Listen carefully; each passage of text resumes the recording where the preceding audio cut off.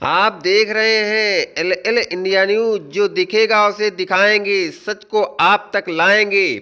नटकुर गांव में किस तरीके से संत शिरोमणि रविदास मठ सच के तैयार हो गया है। यहां पर शहीद मूलचंद की लाट लगी है, जिस पर लिखा है, आगे देखते रहिए सहयोगियों के बयान। ऊपर ले लो, ऊपर गुम्बद की।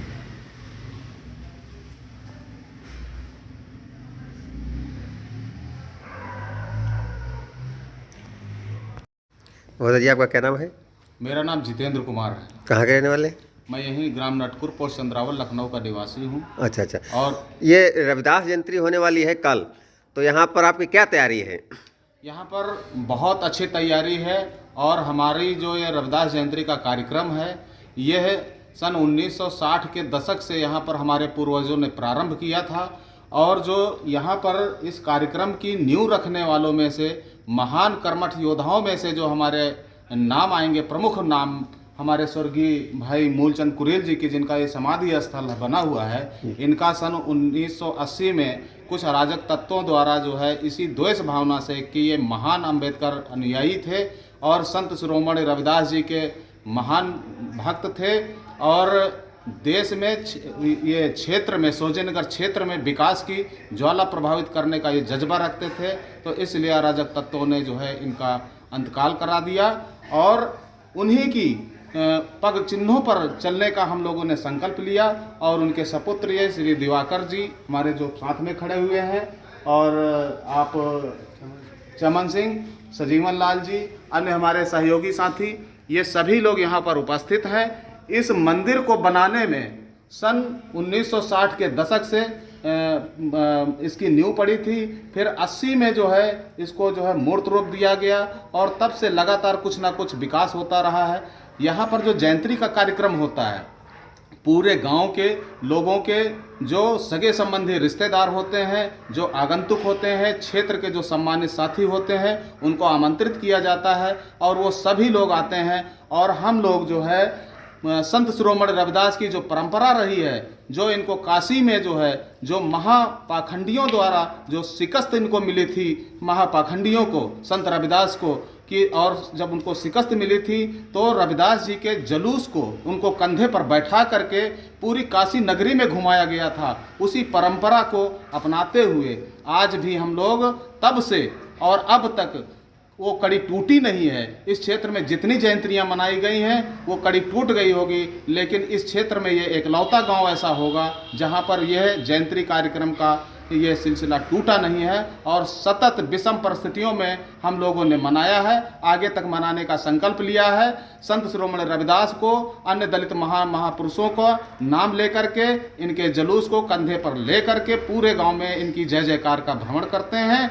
और शाम को यहाँ पर पुनः एकत्रित होते हैं, सभा होती है और उस सभा में इनके बताए गए उपदेशों को हम लोग जो है आत्म मंथन करते हैं, चिंतन करते हैं। तथागत बुद्ध को, गुरु नानक को, पेरियार को, बाबा साहब को, मान्यवर काशीराम साहब को, जितने भी समाज सुधारक संत महात्मा हुए हैं, कबीर जी को, लोना चमारिन को, सबको याद करते हैं और उनके पग चिन्हों को उन चलने का संकल्प लेते हैं। फिर रात्र में सांस्कृतिक कार्यक्रम होता है और बड़े हर्षोल्लास से सभी लोग बड़ा प्रसन्न चित्त से जो है ये कार्यक्रम जो है प्रतिवर्ष हम लोग मनाते आए हैं और आगे भी मनाने का जो है संकल्प लेते हैं। कल के दिन में कौन कौन सा कार्यक्रम है, क्या क्या योजनाएं आपकी हैं? हमारा कार्यक्रम वही लगभग सुबह प्रातः काल से तैयारियां सभी गांव के जितने कार्यकर्ता साथी हैं उनके घर परिवार से, छोटे से छोटा बच्चा से लेकर के नवयुवक और महिलाएं तक जो है सभी लोग दोपहर तक एकत्रित हो जाती हैं। और उसके बाद जुलूस को जो है मूर्त रूप दिया जाता है और फिर जुलूस तैयार होता है और पूरे गांव में भ्रमण होता है और जिसमें हर घर जा कर के प्रसाद बांटने का, वितरण करने का कार्यक्रम किया जाता है। चलिए, धन्यवाद भाई। मैं माननीय चमन सिंह ठाकुर। अच्छा, कल की आपकी क्या तैयारी है, क्या इस पर आपका सहयोग है? सहयोग हमारा ये है कि जितने भी नटकुर निवासी लोग हैं जी, उनसे मैं यही कहना चाहता हूँ जी, कि जितने भी लोग समाज के हैं जी, उनको समाज के प्रति एकदम निष्ठावान और उनको देखना चाहिए कि ये मंदिर काफ़ी दिनों से ऐसा पड़ा हुआ था जी जिनमें हम लोग कोशिशें करके बनवाए हैं इसको। जी तो मैं यही कहना चाहता हूँ जी कि ये अपना जो भी है प्रांगण उसको सफाई सुथरा रखें जी और यही कहना चाहेंगे कि अपने समाज को, लोगों को जगाएं ठीक कि वो लोग पढ़ें जी और समाज के प्रति कुछ सोचें। जी उनको ये सोचना चाहिए कि ये काम होना चाहिए, तो हम लोग उनके सहयोग में खड़े जी। हैं और उनके साथ पूरा समाज खड़ा है। जी वो लोग खाली ये देखें कि ये कार्य करना है, जी उनके लिए हम लोग प्रति हैं उनके। चलिए चलिए, धन्यवाद। महोदय जी बताएं, आप किस गांव के रहने वाले हैं, क्या नाम है आपका? मेरा नाम दिवाकर आनंद है। मैं यहाँ से क्षेत्र पंचायत सदस्य हूँ और जी। एडवोकेट भी हूँ। जी, और ये रविदास मठ दिखाई दे रहा है, तो इस में आपका क्या योगदान है? योगदान हमारा ही नहीं, पूरे गांव का है, जी। बच्चे बच्चे का है, बुजुर्गों का है। जी हम लोग तो केवल कंधे से कंधा मिलाने पर विश्वास करते हैं। जी। बहुजन समाज पार्टी और बहुजन समाज के जो महापुरुष हैं उनकी विचारधारा पे हम लोग चलते हैं।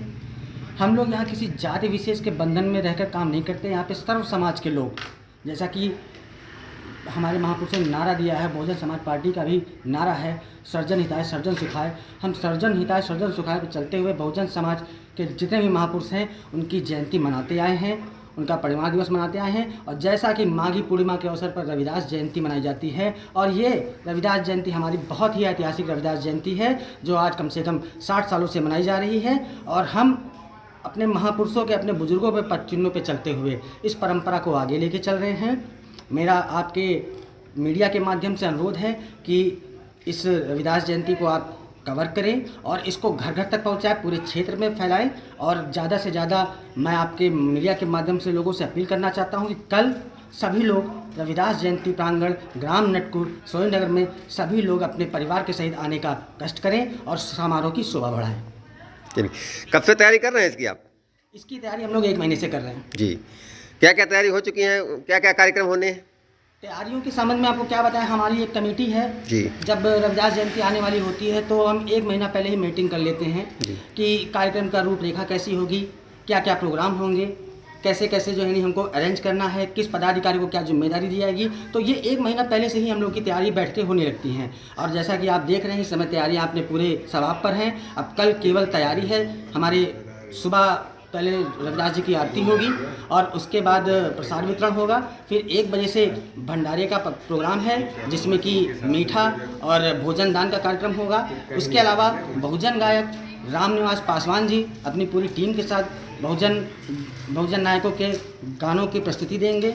फिर शाम को 4 बजे हमारी शोभा यात्रा यहाँ निकलेगी, जो भव्य शोभा यात्रा होती है। और शोभा यात्रा यहाँ मंदिर प्रांगण से घूमते हुए, गांव के मुख्य मार्ग से घूमते हुए, रविदास भगवान, बाबा साहब, बुद्ध भगवान के जयकारों का उद्घोष करते हुए यह पुनः यहाँ मंदिर प्रांगण पे समाप्त होती है। और मंदिर प्रांगण पे समाप्त होने के बाद शानदार आतिशबाजी से उसका समापन होता है। फिर उसके बाद सांस्कृतिक कार्यक्रम भी चलते रहते हैं। और उसके अलावा जो भी वक्तागण हमारे बीच में उपस्थित होते हैं उनके द्वारा बहुजन समाज के जो महापुरुष हैं उन्होंने जो विचारधारा हमको बताई है उनको घर घर तक पहुँचाने का और जनता को संबोधित करने का काम किया जाता है। धन्यवाद।